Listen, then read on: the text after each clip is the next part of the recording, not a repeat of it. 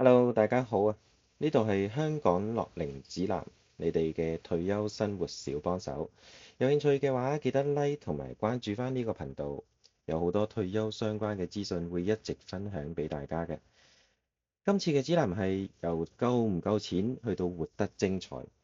呢篇文就唔單止係資訊啦，亦都係你樂齡藍圖嘅起點嚟。咁今次嘅主題最主要係講下香港45歲至到65歲嘅群組啊。大部分都係正值事業高峰期或者正在準備轉型。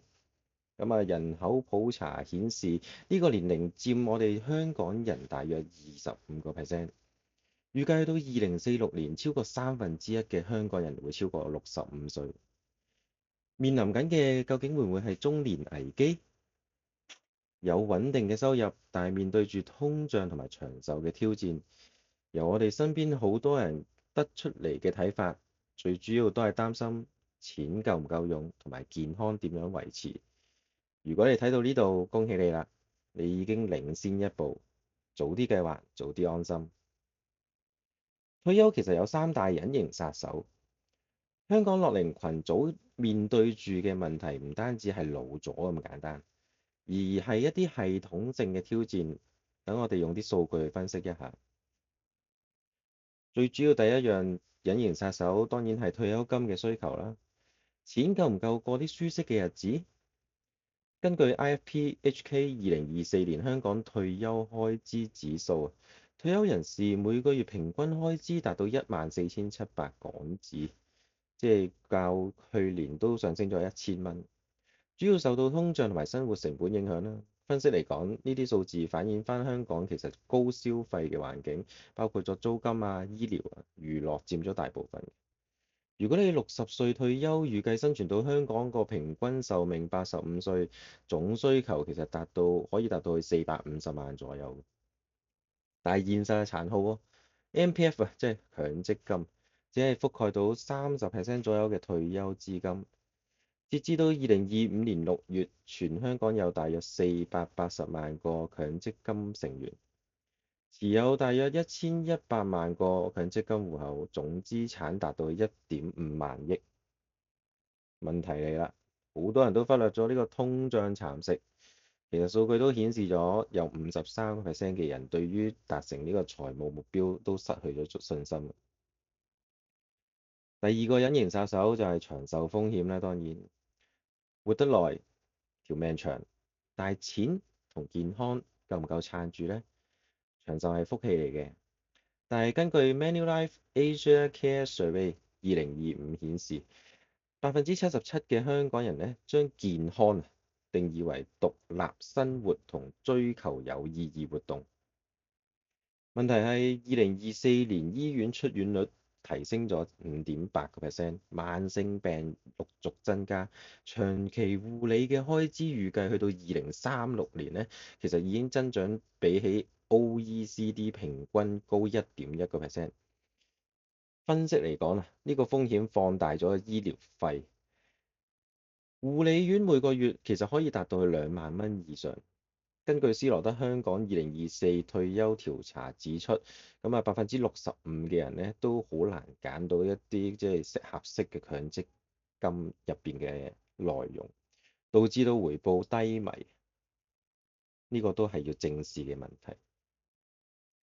第三個隱形殺手就係健康飲食啦，食得健康，但係預算又點控制呢？慢性病係樂齡群組嘅一個大敵嚟嘅。均衡飲食啊，就可以減低呢個醫療開支20%。但係香港嘅菜價波動大啊，好多人都知要健康㗎啦，但係忽略咗呢個節省嘅技巧，令到每個月就使多咗錢。有個朋友仔同我講故事咁講啊，一個60歲嘅阿姨喺街邊，中意成日買嘢食，又中意嗌外賣，唔中意自己煮，結果血糖高企。但係咧，佢轉用咗本地食材之後咧，就每個月慳翻500蚊，仲提升咗活力添喎。當參考啦，都係啲朋友仔嘅故事。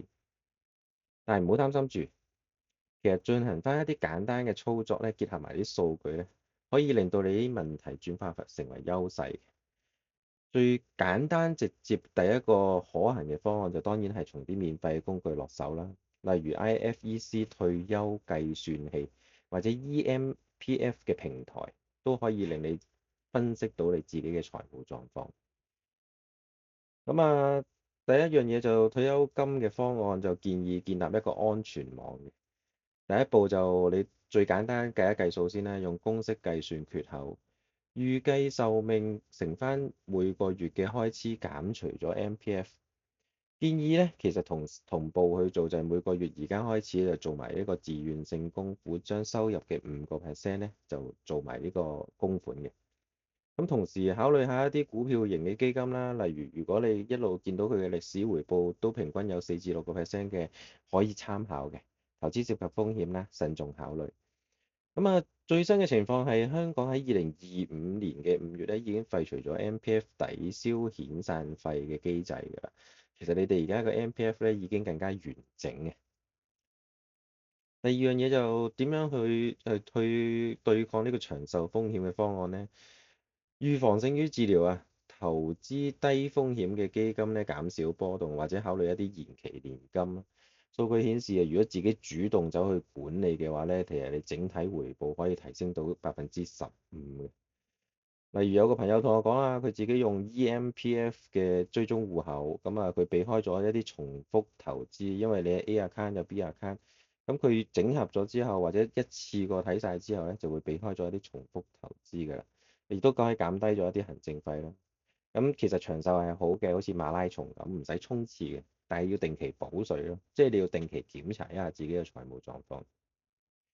最尾嘅就係當然係健康飲食嘅方案啦，慳錢又養生嘅，咁你最簡單就係跟住個季節去買啲季節菜，例如菜心咁樣，咁啊煮下啲簡單湯水啦，買下啲平嘅嘢食啦，咁啊當然平得嚟要健康，咁每個月其實真係去主動管理嘅話，慳到10至20%嘅。呢啲技巧再結合埋運動嘅話咧，其實可以減低呢個長壽風險20%，即係減少慢性病嘅發生。正所謂食得健康，唔使醫生嚟揾你啊嘛。下一步就係你準備好轉型未呢？俗語有話：師傅領進門啊，修行在個人。即刻自己攞起手檢查一下自己嘅強積金戶口，用下 IFEC 嘅計算器計算下個缺口，或者諮詢下專家嘅意見，點樣去策劃自己嘅財務。如果你想深化嘅話，隨時可以留言俾我嘅，分享你嘅退休計劃，一齊策劃一下。記住呢度只係做一啲教育交流啦，唔係專業意見。有需要嘅話，尋求翻你哋嘅財務同埋醫療專家意見。最重要嘅，我哋一直都講退休，最後都係為咗退而無憂嘅。多謝大家收聽，下一次再見。